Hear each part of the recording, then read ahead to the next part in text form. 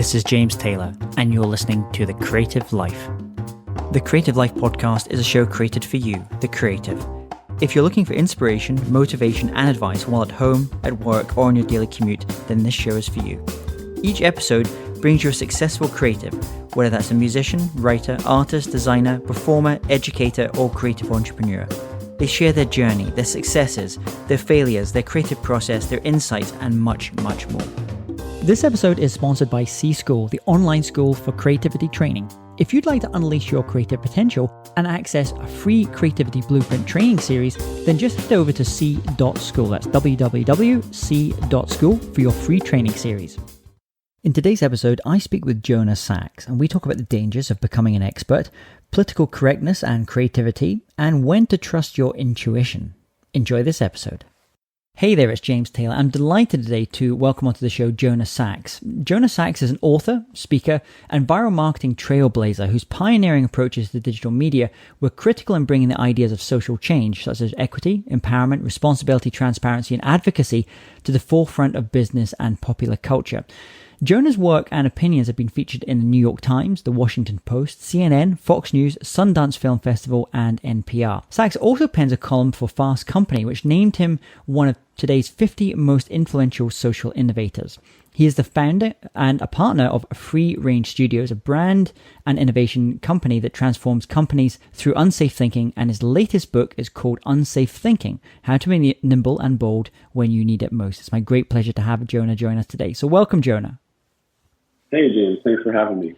So first of all, share what's happening in your world just now.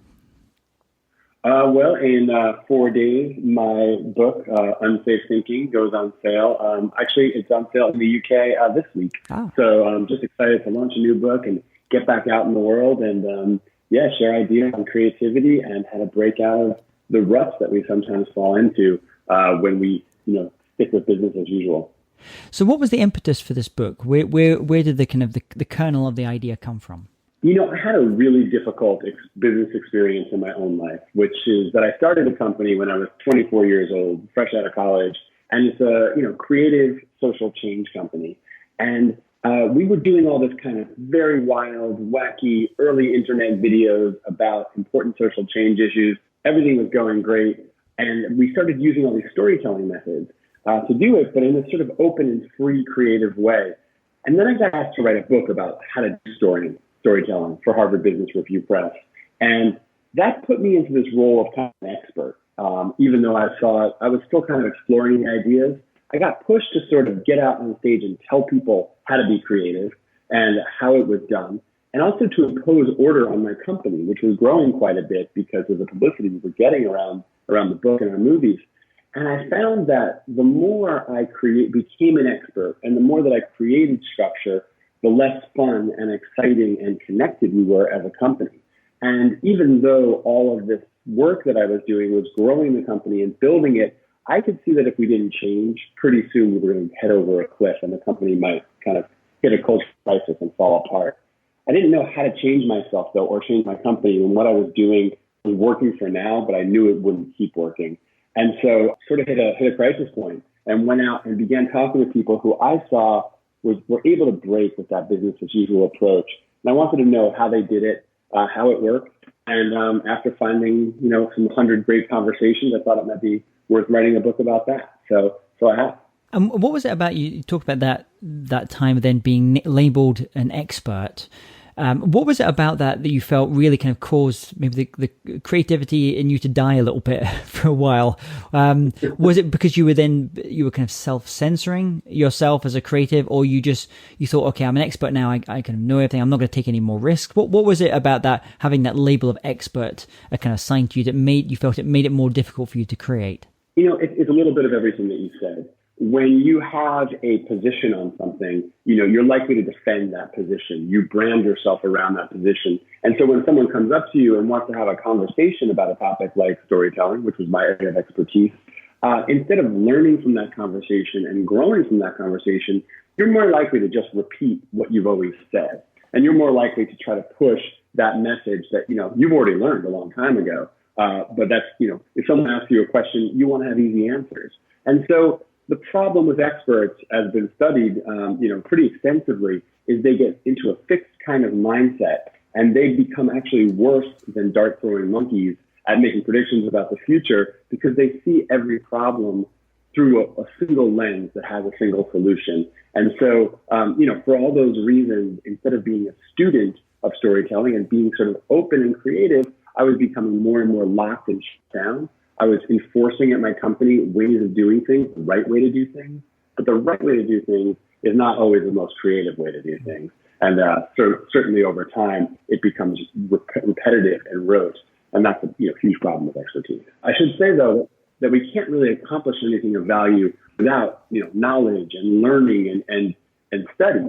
And so in the book, I really talk about, it's not just about going and being a beginner at everything. It's about being an explorer rather than being an expert. So we can gain knowledge and gain ideas, but we should never come to attach our egos to them. That's where the problem really comes in.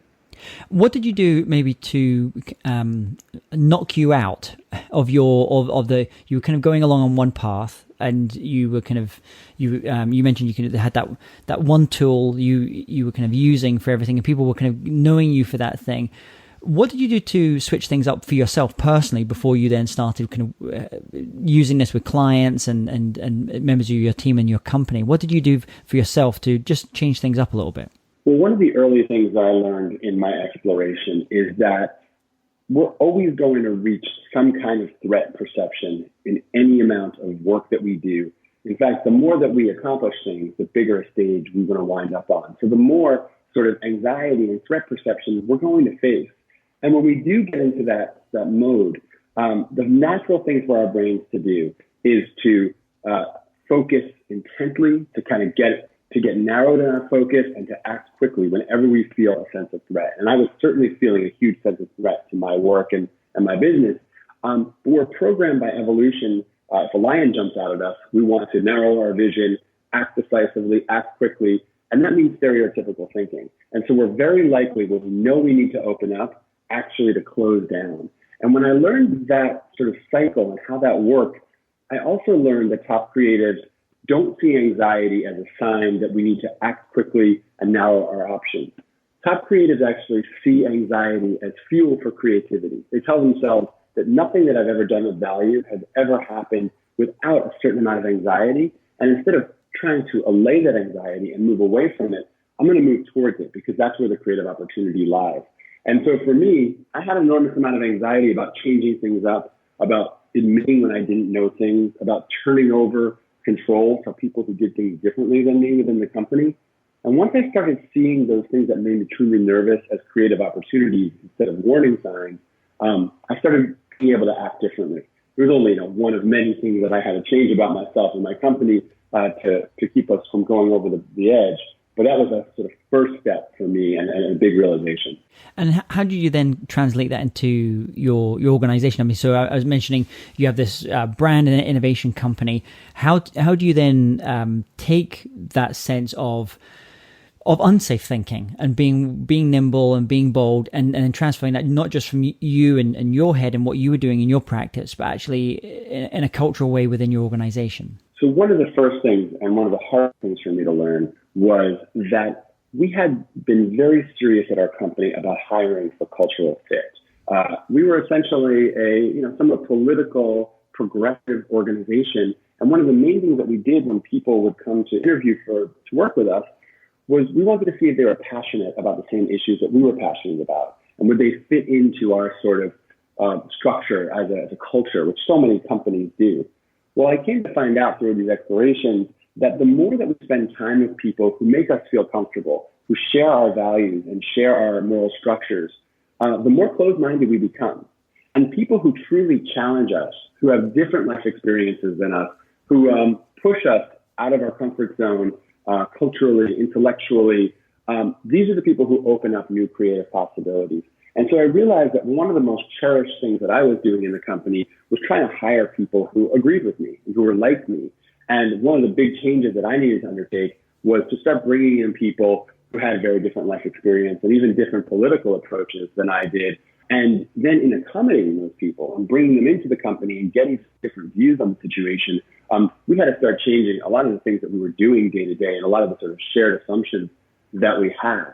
Another thing was that I had been really kind of de-risking the company by making sure that we rewarded and celebrated and talked about people who followed the strict set of rules that we had laid down for predictability. I mean, when you're running a creative agency, you do need to get things done on time and on budget. So we had more and more and more rules.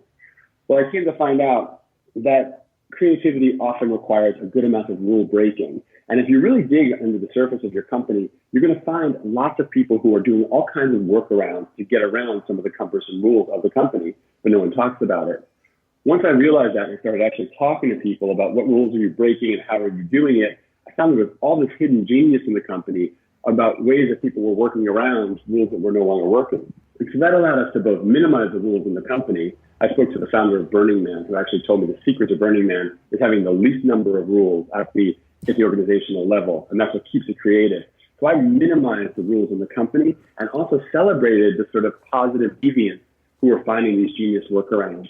So for two of the kind of things, people who are different than us, minimizing rules and celebrating rule breakers, started to sort of, really break up the ice in the company. Although, the book is full of, dozens more things that we've tried and that science says work. So I could talk all day about those kind of things.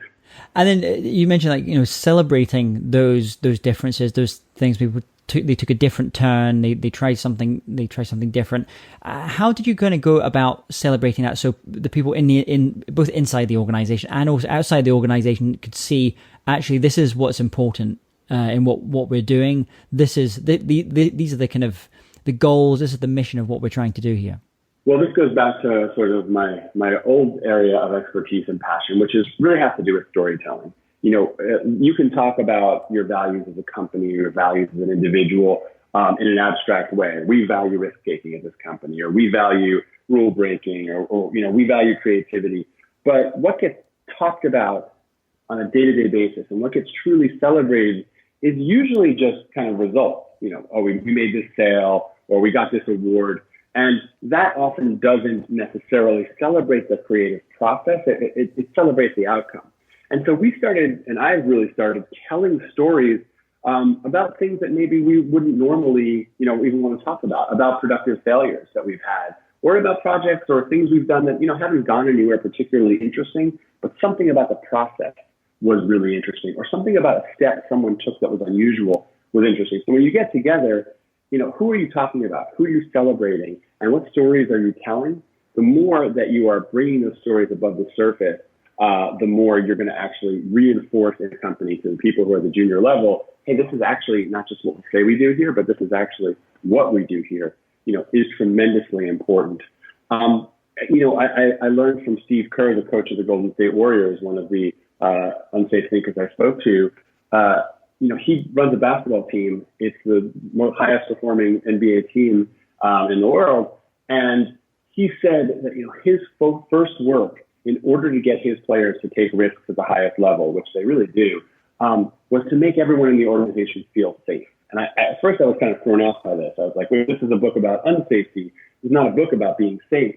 But he really convinced me that if you want people to take big risks in your company, you need to make them feel that they're inherently valued and inherently safe in their roles and their positions.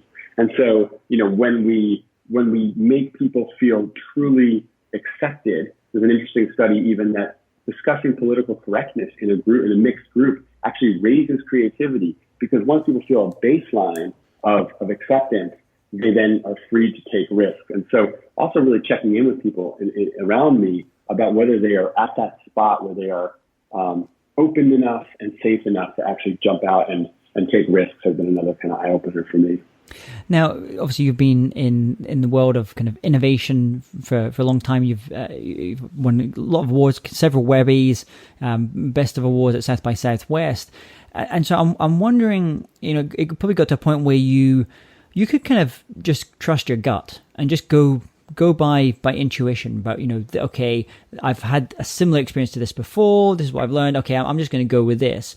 But in the book, you actually talk about when to trust that gut, when to trust that intuition, and actually when to challenge it. What did you find in that process? Yeah, that's been a fascinating deep dive for me, and a real thing to wrestle with, because, at first I was thinking so many solutions and ideas that are brilliant are counterintuitive. So maybe being you following your intuition is wrong. And then the more deeply I looked at that, I was like, well, actually, it turns out your intuition contains a huge amount of genius because your conscious mind can only process a small amount of the inputs that you're seeing, but your subconscious mind is processing so much more behind the scenes. And so we get these flashes of insight that can be more brilliant than our analytical thinking. So, is intuition good, or should you think against your gut? And the more I dove into it, the takeaway was sort of this. Intuition is powerful. If we just analyze our way through a situation or take a step-by-step approach, we are definitely leaving most of our genius on the table. And most of my best ideas, have come to me waking up from a dream or letting something sit and going for a long walk, and then suddenly, aha, it springs into my head. But intuition is also a place where our biases reside. So you might have an intuition about somebody, just a gut feeling about them as a hire, per se, or as a collaborator. That comes from true pattern recognition, or come from racism or implicit gender bias, or that person just looks like somebody that I know that I didn't like. So you could be seeing a false pattern recognition if you're not becoming aware of it. I write in the book a lot about how few women get investment in Silicon Valley, even though they tend to run more profitable businesses, because venture investors just have that biased thinking, even though they think it's intuition. And so the trick is to hone our intuition. And you do that by putting yourself into environments where you can get feedback on what you're doing and seeing if your choices make sense, by actually measuring, when we tried this in the past, did it work? By questioning your cultural biases and bring them to the surface. And by asking yourself, when you get a hit of excitement about something, is this really deep pattern recognition, or is this somehow conventional wisdom, disguised as intuition? And in the book, I look at a lot of different methods for doing that, a lot of, evidence-based methods for doing that, for educating our intuition. Because if we can get sharp intuition, it's our best friend. But if our intuition starts going off the rails, which it always does in a world that changes so quickly, then it can be our greatest enemy. So you got to get to know your intuition and think with it sometimes, but also question it very heavily. Just kind of like trust but verify, just to make sure. Right. So you mentioned earlier about those kind of aha moments, and can you talk about a key insight or a light bulb, an aha moment in your own life and your own creative journey? Yeah, I learned along the way that when you create something of value, that thing that you've created is an amazing gift that you can give to the world, an amazing gift that you've received yourself. And for a long time, I had been creating these online videos before the world of YouTube that were getting 20, 30 million views. They were sparking social movements. And I loved creating them so much that I got into this mindset that I would create them forever. And even though I could really tell that the world was changing and that, the way we delivered messages and video was changing, I was so invested in one way of doing things for emotional, for financial, for ego reasons, that I really blinded myself to the changes that were happening around me. And I actually came to believe that I could never adjust and do something better than that, because that was the thing I did well. And it took a real aha moment with me of getting to that edge of becoming someone clinging to the past in a sense, and my whole company falling apart, for me to realize I was more than any particular creative production I had ever made, or any type of creativity that I possessed. There was something more to me than just those things, and that I could be creative in other media and in other ways. And so taking that leap was very difficult. If I could do it again, I would have let go of my old way of thinking more quickly. But now I think I'm ready. I have that aha moment of saying my creativity is not about a thing that I create, but it's about an ability to change my thinking, to see the world differently than others, and to see the world differently than I saw it, a day ago. And to keep that more nimble learning mindset is now what I plan to do, and not get attached to any single way of seeing the world or any single thing that I make or do. And you mentioned that word ego. What do you think is the role of ego when it comes to creativity? Because I'm sure you're in part of your team, you'll have very kind of driven people, especially because you're working on a lot of pretty amazing causes and kind of social causes as well. There's a lot of emotion in there. But what role does ego have in the creative process? So it maybe goes back to this question you had about intuition as well and about trusting our gut. I think we need a certain amount of self-confidence to be creative.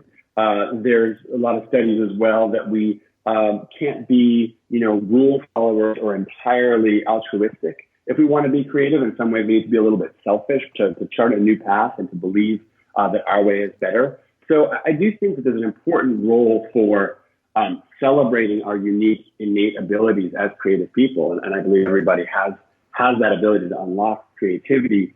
And yeah, so to really believe in pushing for your path. But there's a time and a place for that. And then there's a time and a place for open-mindedness. And so the creative process goes from, open to close to open to close. We brainstorm lots of ideas. We narrow them down. We test them. We go and analyze. And so in those phases where it's important to be open, you need to put that ego aside and, share your ideas, let them be on equal footing with everybody else's ideas, be open-minded to being wrong and all that. But when it comes time to actually, go for it and create that thing that's been brainstormed or come up with, that's when it's really a time to get into a little bit more of that ego place of, yes, I'm going to get this done. I'm going to push past obstacles and roadblocks. So I think that it takes a kind of combination of self-confidence, but also that humility and toggling back and forth. And it goes back to that aha moment, to know that you are not your creations. You're something more than that, to believe in those creations, but also to recognize that you don't live or die by those creations themselves is the beginning of becoming a great creative. They say that creative geniuses don't have better ideas than other people. They just have more ideas. So they've got lots and lots and lots of failures. But some of those ideas, if they can let go of those failures, break through the surface. And that's where real creative genius comes through. So, Jonah, I've got some just quick fire questions for you as we start to finish up here as well. Do you have an online resource or a tool or a mobile app like Evernote that you find really useful for the creative work that you do? I have, in writing this book, I discovered Scrivener, which is a tool for writing long-form journalism and books. And I found it to be just so ingenious. I thought, how can you do better than Word or Google Docs for writing? I just need to type. But I found that using Scrivener for write things long form is an amazing way of just organizing your thoughts as note cards and sub-chapters in these really interesting hierarchies of putting your notes so you never lose them. So, I really suggest that product. It's not flashy, but it certainly works for me. And what about if you were to recommend one book and one record to our listeners, one book, one album, what would those be? So I read not that long ago a book called The Righteous Mind by Jonathan Haidt about how it's called Why Good People Disagree on Religion and Politics.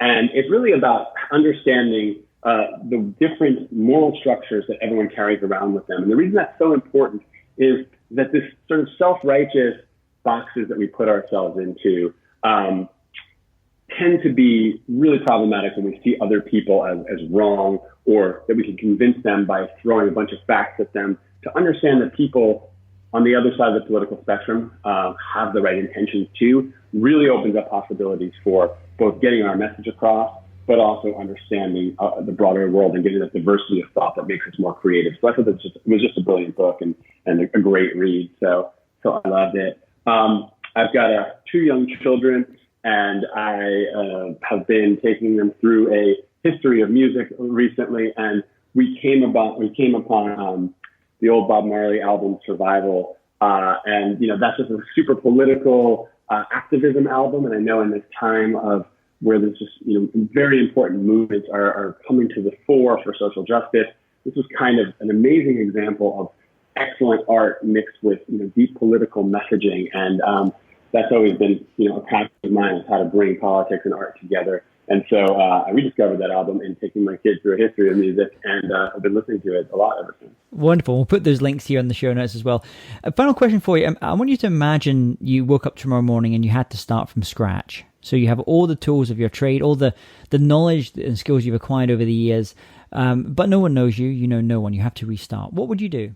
I think I would do exactly what I did to write this book, which was instead of going out and trying to make something, I would go out and try to ask as many questions as I possibly could. I think it did help that I had a company and had written a book to get people to talk to me. But pretty much, I was able to talk to more than 100 people, Nobel Prize winners, professors who, top of their field, entrepreneurs.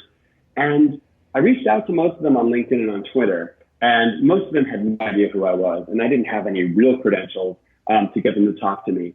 But I find that when you have a point of curiosity with somebody, and it's a genuine point of curiosity, and you're really willing to listen to what they have to say, people are willing to talk to you. And maybe if I had no reputation and no background, Ed Catmull from Pixar wouldn't have talked to me, or, I couldn't have gotten Barry Marshall, the Nobel Prize winner, to talk to me, or Steve Kerr. But I think people with a little bit more time might have. And sitting down and listening to people, if you have creative passion, the more ideas you can get, the more combinations you can spark. And so I'm going to keep doing this for the rest of my life, regardless of where my credentials are at, is just seek out the most creative people that I can find and ask them, thoughtful and interesting questions.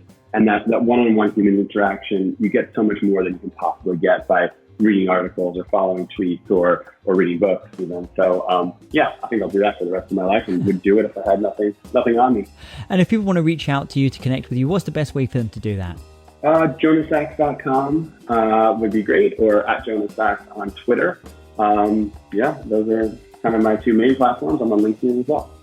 Well, your book, Unsafe Thinking, How to be Nimble and Bold When You Need It Most, is going to be out by the time people are listening to this show just now as well. Jonah, thank you so much for coming on today. It's been a kind of pleasure talking to you about creativity and thinking differently as well. So thank you so much for coming on the show today. Thanks, James. Great talking to you. Hey, James Taylor here again.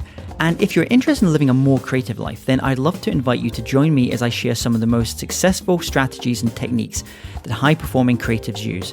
I put them all together in a free downloadable ebook that you can get by going to jamestaylor.me. That's jamestaylor.me to get your free downloadable ebook on creativity.